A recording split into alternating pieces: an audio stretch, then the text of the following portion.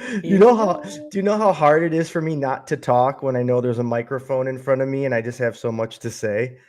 And you're like, stay quiet, stay quiet. You were scolding me before we got started. Anyways, how are you doing today, my friend? I'm doing well. I am so. Do you ever just wake up one morning going, I'm full of energy, and then like 2 hours later, like I am hella tired. Like, where did that burst of energy keep going? Yeah, I'm at Yep. that like phase right now where I think the second round of cup of coffee's worked for me. So we're good. All right. We're I'm like kicking that booty. every day. Yeah, we are kicking booty. We have a lot to talk about. First off, I want to just give thanks to our veterans for their sacrifices and service to our great country.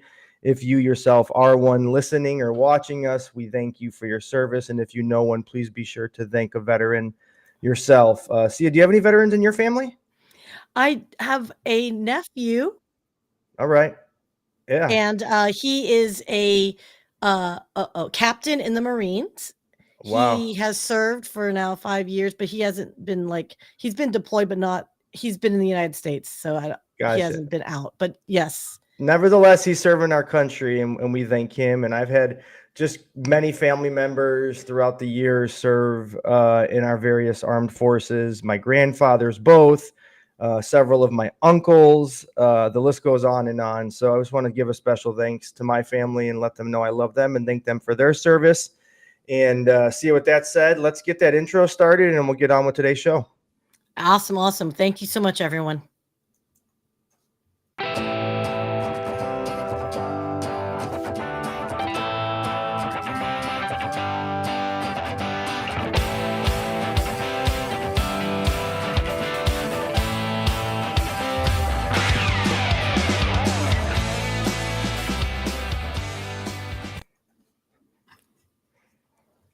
All right, you know what I'm going to say. Besides, thank you very much for creating this most amazing introduction that I love each and every time we do this show. But it reminds me, and I'm going to put it into the universe. Have you booked your flight yet?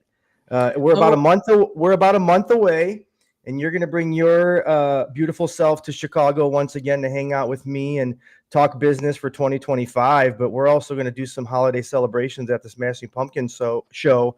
So are you coming? Have you booked your flight? What's the I, story?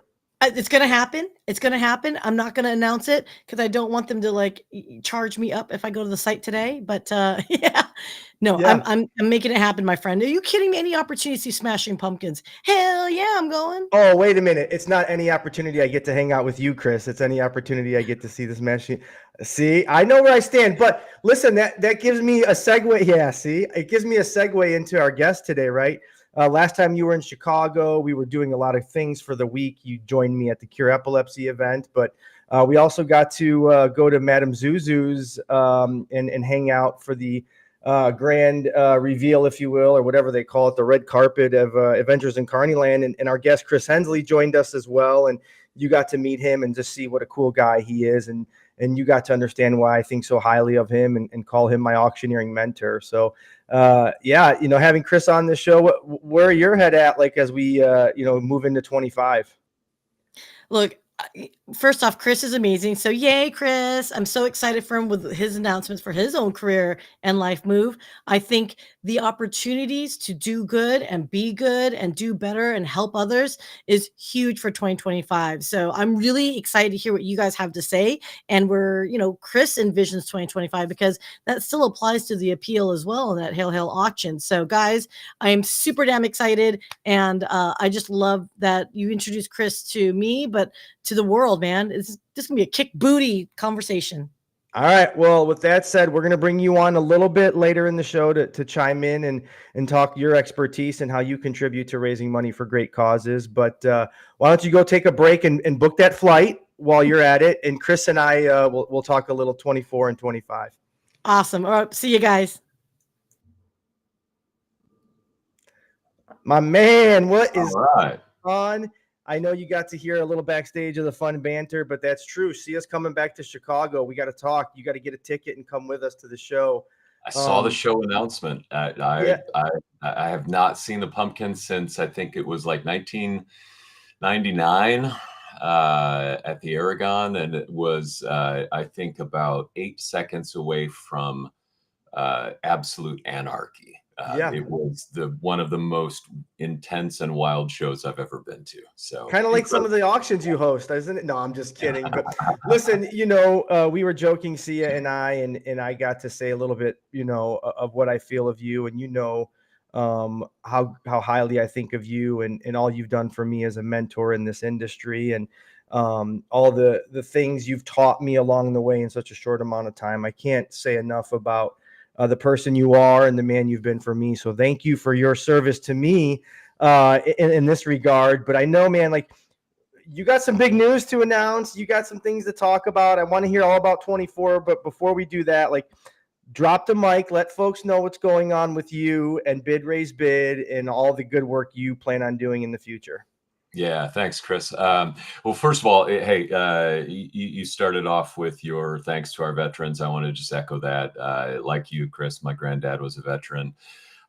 Served in World War II, and then one of my best friends served in Operation Desert Shield and Desert Storm back in the early '90s, and still has some of the PTSD kind of stuff from that. So yeah, it's a sacrifice, and we're appreciative of every one of our veterans and all that they've done for our country over almost 250 years now, right? So thank you, vets. Yeah, so I guess the big announcement is, for the last few years, I feel like I've been doing two jobs, and I finally made the decision back in early October to kind of pull the plug on one of those, and it was definitely not going to be my passion that I pulled the plug on. In fact, I'm plugging in even deeper to auctions, and trying to set the bar higher for 2025 and beyond. And so. Yeah, so I left my job. I worked for a major hospital system in the Chicago market, raising money there as well. I've worked for nonprofits for 20 plus years, helping them raise, well over $1 billion in that time frame. I've never actually added up the money, but we did some incredible things, and that was mostly because of the fantastic team at Northwestern Medicine, where I worked. And I miss them every day, but I love what I'm building and the new life that I've created, and that being an auctioneer affords. And so, Chris, it's an honor and a pleasure to serve, in any way as a mentor to anybody, but especially you. We've been having a ton of fun, I think, getting you going. But it's not possible without mentors. And just like I did the last time, I want to give another shout out to my mentor, Greg Dellinger, the G-Man. In fact, I was just texting with Greg on Saturday night. He and I still throw events back and forth, like you and I do, Chris. If I'm booked, you're in. If he's booked, I'm in, vice versa. And so, Greg was there for me like 8 years ago, 10 years ago, to help me get started.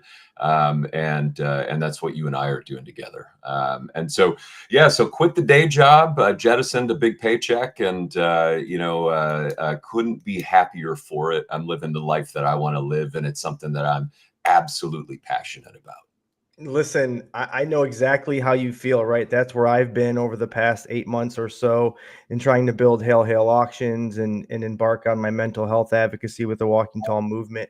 Those passions that can turn into something to sustain a lifestyle that you so desire, right, is like the American dream, right? It would not be for our veterans. If not for our veterans, we would not be able to pursue such things. And I know exactly what that feels like to almost get rid of those, what do they call them, the golden handcuffs, right? And tackle something that with your individual skill sets and talents and experience and expertise, like you could just do such great in the world. And like, I'm so as weird as this is, and not that I'm anybody, but like, dude, I'm so proud of you, right? Like, I'm so proud of what you've been able to build ahead of time, to now be able to take this leap. It's scary, right? But if there's anybody who can succeed, it's you. Yeah, thank you. Yeah, a little bit scary, but at the same time, it's like this leap of faith, and I've planned for it for 10 years. So, I follow this movement called the FIRE movement, financial independence, retire early. So I've, lived below my means. I've saved a ton of money, and auctions pays well enough to pay the bills. And so it was just time to strike out on my own. I'm laughing so hard because you mentioned not having seen the Pumpkin since '98, and I've probably seen like 600 concerts since '98, and I would probably fail miserably at the FIRE movement. So you have to teach me that, because as we go on this full-time career journey together, like, I know I'm going to have to start living below my means and starting to peel back some of my passions. But Yeah. talking about this past year, and as you've built bid raise bid over the last 10 years, et cetera, I think it's important for others watching or listening to really get an insight, like, what was 24 like? Part of your mentorship with me has been experiential, and say, hey, what was this auction like? How much money's being raised here? What are you seeing in the giving trends over the course of the last 12 months, right? And you being such the expert that you are, and one of the things that's also occurred since you last been on the show, you were named one of the top 10 auctioneers in the country by Paybe. So shout out once again to you, no surprise. So nevertheless, like, you're an expert, so talk a little bit, like, give an insight. What was 24 like over the last, 80 events you've done and 100 organizations that you've worked with, and not to mention at the time your full-time job? Yeah, so it was busy for me. That's great. I'll do about 70 events by the end of the year this year. That plus a full-time job was busy. The Paybe recognition was awesome. There are probably 5, 6, 7 maybe people in the Chicago market that do what we do, and especially from a full-time perspective. There are probably a lot of part-time people, but then across the country, there's really maybe 200, 250 people that do this, and there are 1.5 million charities. And maybe if 10% of those charities have a gala that requires an auctioneer, that's 150,000 galas with auctioneers, for 250 auctioneers to do. So, you can get a volunteer, you can hire a DJ, you're going to raise less money. That I'm convinced of, that hiring a professional auctioneer who sees this 10 times, 20 times, 70 times a year, and knows how to read a room and knows how to motivate people to step up in the moment and give. Some of the best events I've ever done happened in 2024. One that immediately springs to mind is an event in the springtime for an organization called Writers Theater. This is an exceptional theater in Glencoe, Illinois. They built one of the coolest architecturally stunning theaters I've ever seen in downtown Glencoe. And they do a gala in the heart of Chicago called Wordplay. They had the most professional performance of actors and musicians right before I got on stage. And I stood there. This doesn't happen often. I'm pretty confident in my abilities as an auctioneer, but I'm standing off to the side of the stage watching these performers absolutely crush it. And I thought, am I going to be able to bring a level that is equivalent to them, right? I think anybody who was there, the folks from Writers Theater, saw it happen. It was the performance of my life. You and I have talked about this. I give myself a score after every event, on a 0 to 100 scale. And it's the only perfect 100 I've ever felt like I earned, right?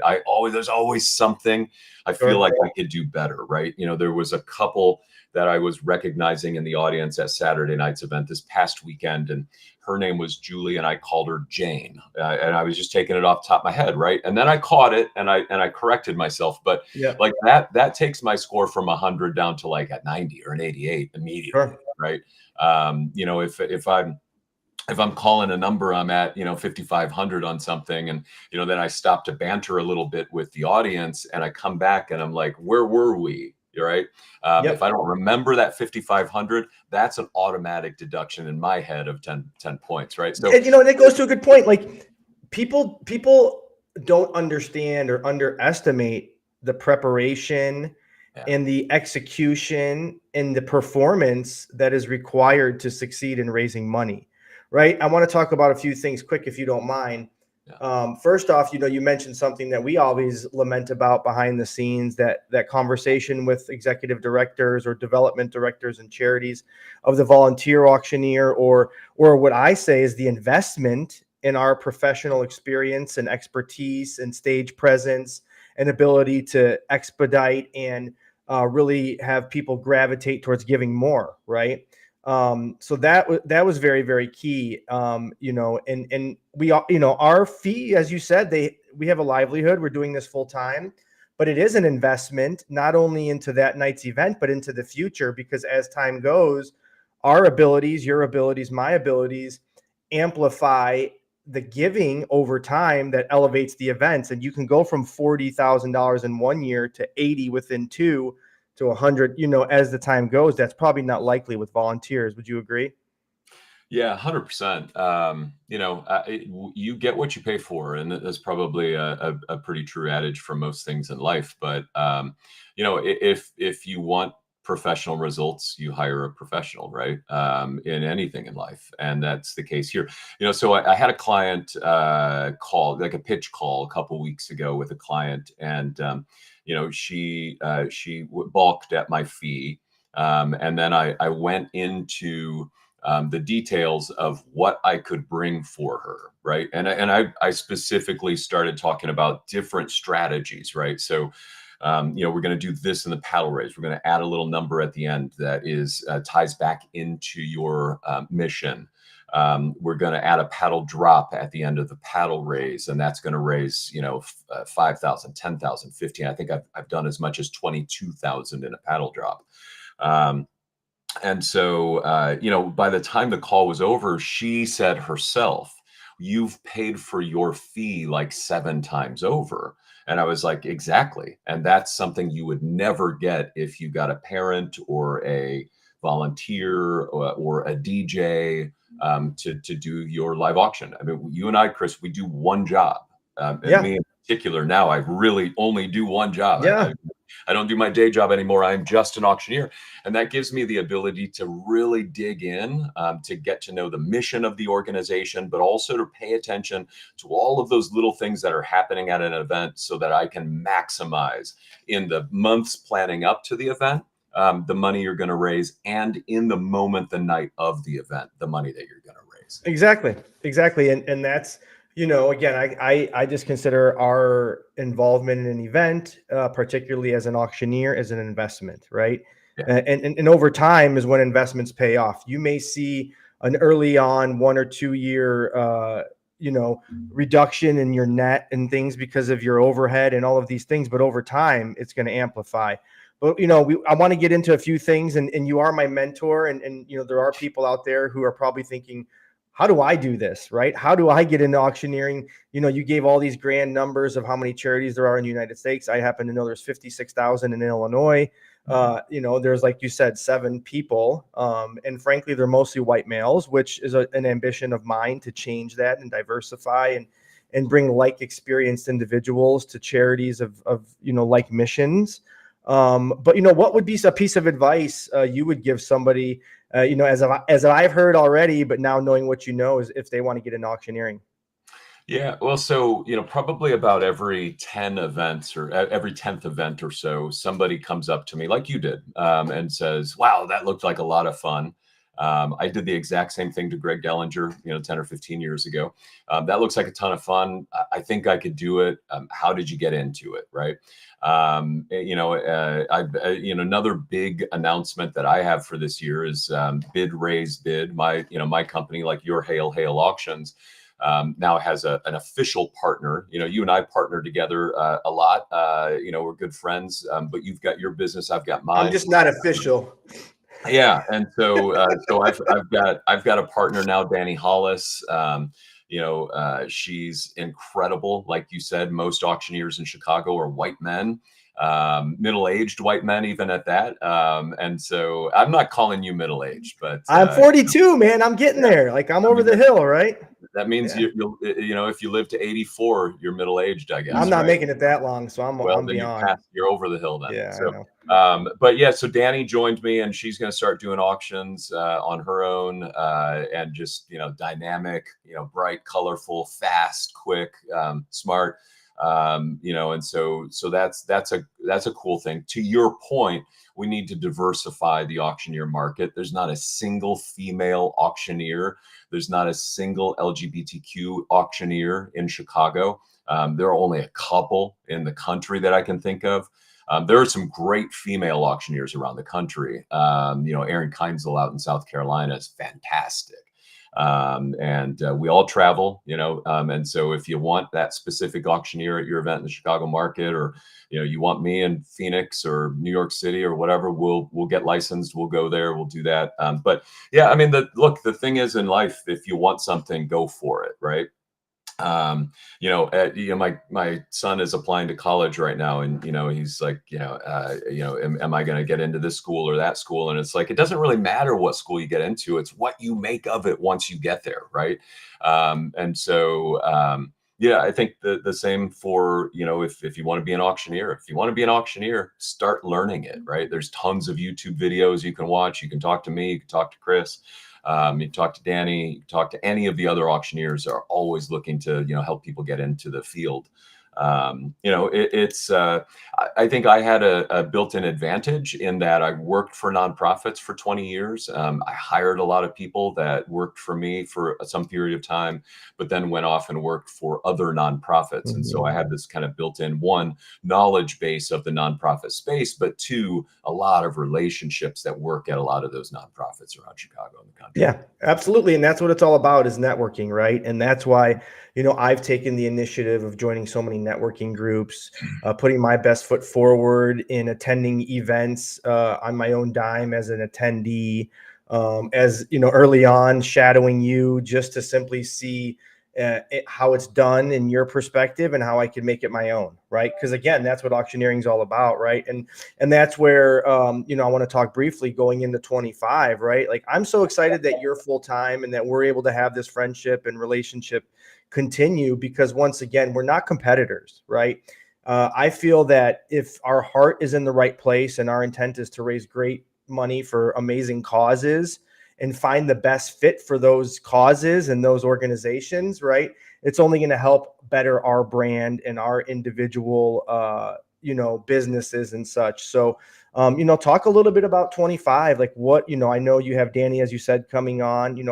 I don't have a grant writer yet on my team, and so I've already been messaging you, hey, like, I have a couple partners of mine who may need some grant writing, like, and that's what it's all about, right? Like, see it, and I coined it that collaborative capitalism. Yeah. And it has to be, in my mind, a focal point for 25, not only for folks like us, but for our partners more so than ever. Yeah. I think that 25 is shaping up to be a great year. I think I've got 40 events booked already for 2025. About half of those right now are new events. Some of my clients from this year, for example, if they move their date to a weekend where I have a long-standing commitment, that's happened in a couple cases where, like, I'll reach out to you or to Danny or to Greg Dellinger and say, I can't do this one next year. It's yours.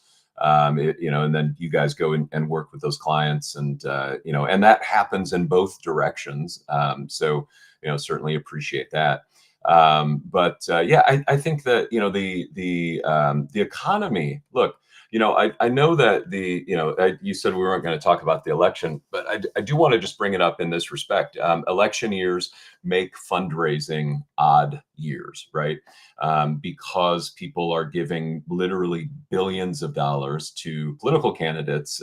They don't, on all sides, they don't have the resources that they might normally have to give to charity, right? So, and I think elections just create uncertainty in people's minds, right? And so they sit on their hands a little bit more. So there have been some events that were significantly up. I did one Friday night where the paddle raise, raised $130,000 last year.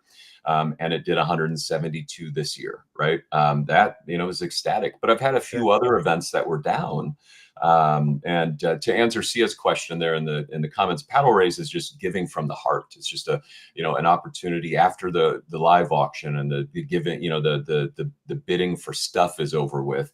We get people to put their paddle in the air and give an amount, right? It might be $20,000. Had a couple of those at that event on Friday, then to 10, then to 5, then to 2,500, and so on and so forth. But the fundamentals of the economy are strong. The people who attend galas are typically in the, let's call it even the 5 to 10% of the wealthiest people in the country, right? And so, the fact that the S&P 500 is up 38% year over year, everybody in that audience, most of the people in that audience are invested in equities, and they're wealthier today significantly than they were a year ago. Sure. And so, you kind of utilize facts like that. Yeah, I know gas is higher, eggs are higher, bread is cheaper or is more expensive.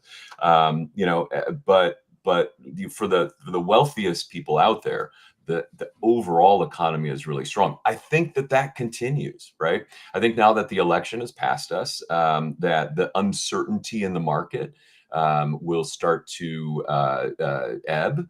I think, interest rates will start to come down. People will start to list their houses more. The unemployment rate is around full employment, 4.1, 4.2. So the fundamentals are there. So I think keep the foot on the gas, for all those, executive directors and development directors and CDOs that are out there thinking like, what do we do with our gala? Your gala is a entry point to building deeper relationships with your donors, right? It's like an annual appeal campaign. You have to do it because you have to bring those new donors in so that you can steward them, so that you can bring them along from that $250 gift this year at your event or through your annual fund to becoming $1,000 donor next year. And eventually, as they age and they make more money, they become your 5 and your 10 and your 20 and your 25,000 donors at your event.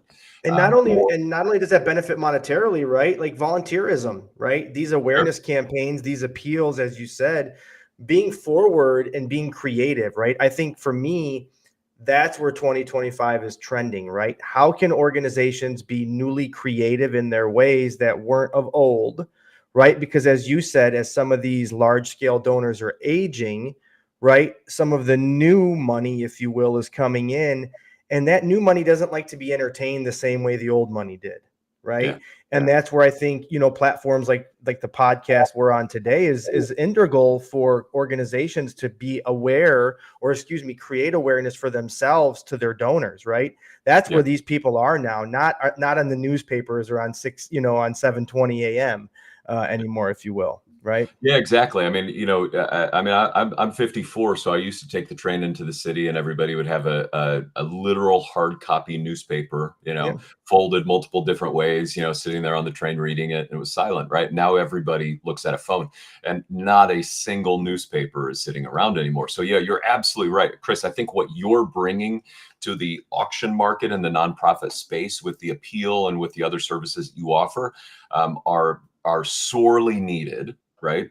To get the word out to that younger generation, right?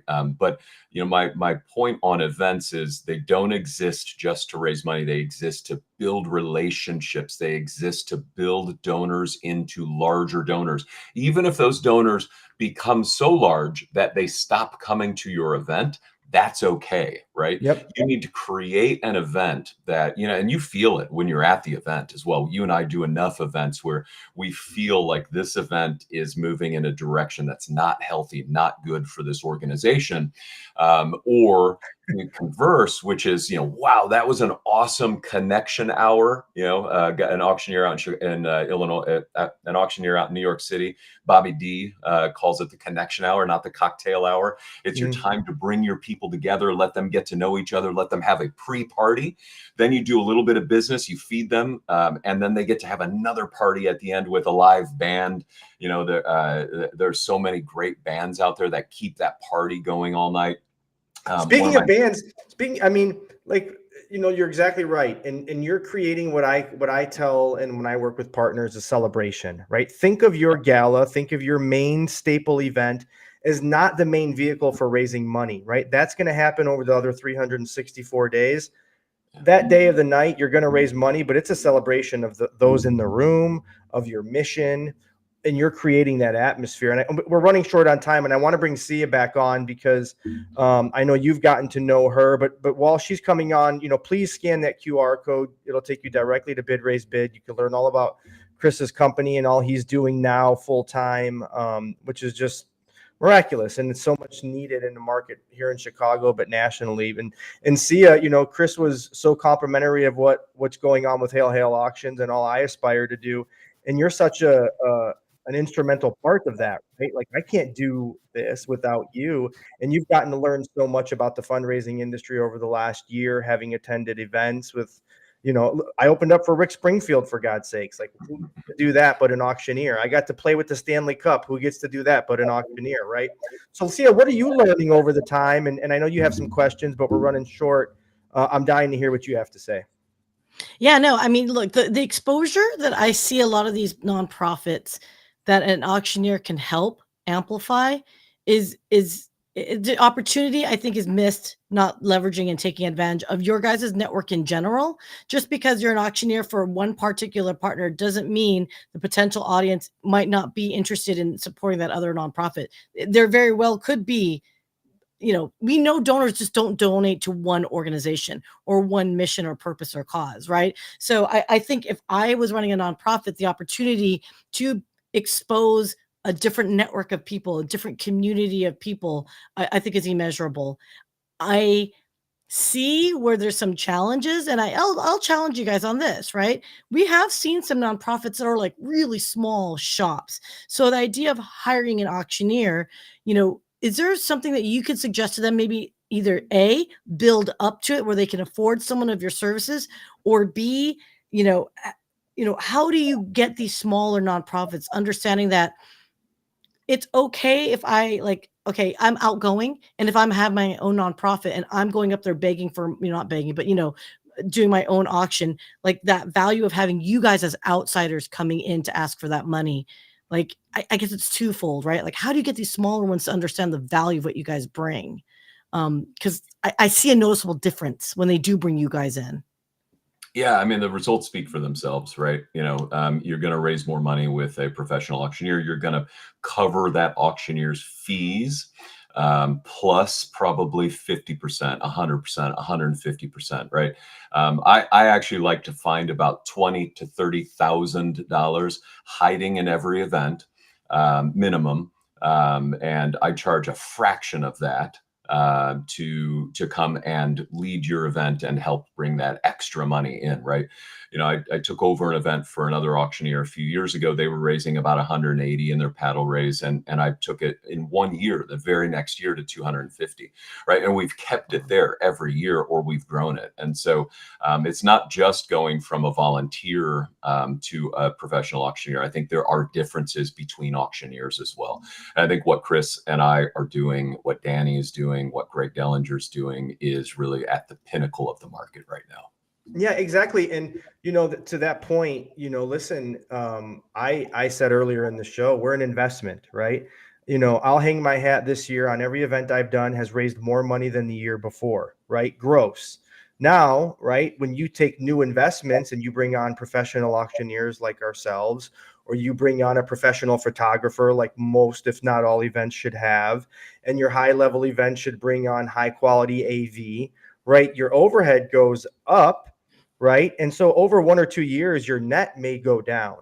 But I promise you, in our experience, and Chris will attest to this as well, as soon as you start to level up your event, your giving is leveled up, right? Build it and they will come. Yeah, exactly. And I experienced that, with my own event and my previous employer. And that's how Chris and I met at the Champions Gala with Chris Chelios on stage, right? Like, I started with 120 people in the room and Fergie Jenkins.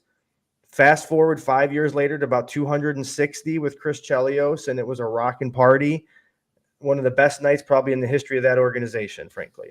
And it takes time and patience. you know? If I could add one other thing too, is the thing about auctioneers, you also are entertainers, right? You understand how to get that room excited because there's tips and tricks that you guys know intuitively and or been trained for to really raise that quality of the room. Because again, not everyone attends a auction often, right? Or if they do it often, then they know how the game is played. But for those, there's so many more new people who go that might be intimidated, right? Like the paddle raise, I could see where someone gets a little nervous, right? Like holding that paddle up, right? And maybe not understanding how to go back and forth. I can see where you guys just make it far more exciting, safer to bid. And Yeah, it's a good time. When you can help people have a good time while giving to a great cause, they're going to give more. They're going to come back. They're going to tell their friends about it. They're going to evangelize about your mission. All those positive things that you want coming out of your event because you helped them feel good about it, right? So again, that's why that party on the front end is important. That's why the party on the back end is important. Take care of your business in the middle. Do it quickly. Do it with some entertaining value, right? Have somebody like us who can read the room and squeeze that extra money out of the room. It's the 6 months in advance of the event where you're strategizing. That's the most important, so that you put the right live auction packages together, so that you get the right people in the room to raise their paddle during the paddle raise. And it's when you do all of that 6 months in advance, your event is going to be fun. It's going to be successful. You're going to raise money and people are going to want to come back to it. That's it. That's what it's all about. So we're running short on time. This has been just an amazing conversation. And that's why I've committed to continuing having you back, Chris, as often as you want to come on. I think not only is my mission to highlight my partners, I'm dedicated to helping your partners, and most importantly, to helping you. So anytime you want to come on and talk shop, as we call it in the baseball world, right? Like I'm here for it, because we have to educate, right? Our experience, and I say this in leadership, inexpensive and expensive experience, right? Expensive experience is us gaining that through actually doing. We could teach others and educate others on this platform. And I'm just so happy that you're committed to doing it with me. So thank you. So please let people know one more time where they can connect with you, bid, raise, bid, all the good things you're doing. How can they find you? They want to work with you. The easiest way to find me is my website. It's bidraisebid.com. And there's a sizzle reel there. I'm working on a new sizzle reel, but it encapsulates the fun that we have and the money that we raise. Love it. Yes, you heard it, folks. Please connect with Chris, bidraisebid.com. I was a previous partner of his. He raised a bunch of money for us, and I loved what he did, and I created it into a career and passion for myself. So, Sia, thank you so much once again for helping produce this amazing show. It's been an honor. Thank you once again to those veterans watching and listening. We appreciate your service and sacrifice so much.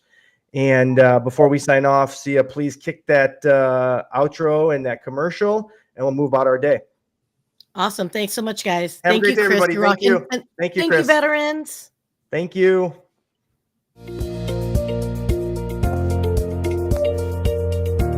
Falling asleep with your head in the wrong position is a pain in the neck. You deserve Tausi Comfort for head, neck, and back support. Go to tausibrands.com and get your comfort on.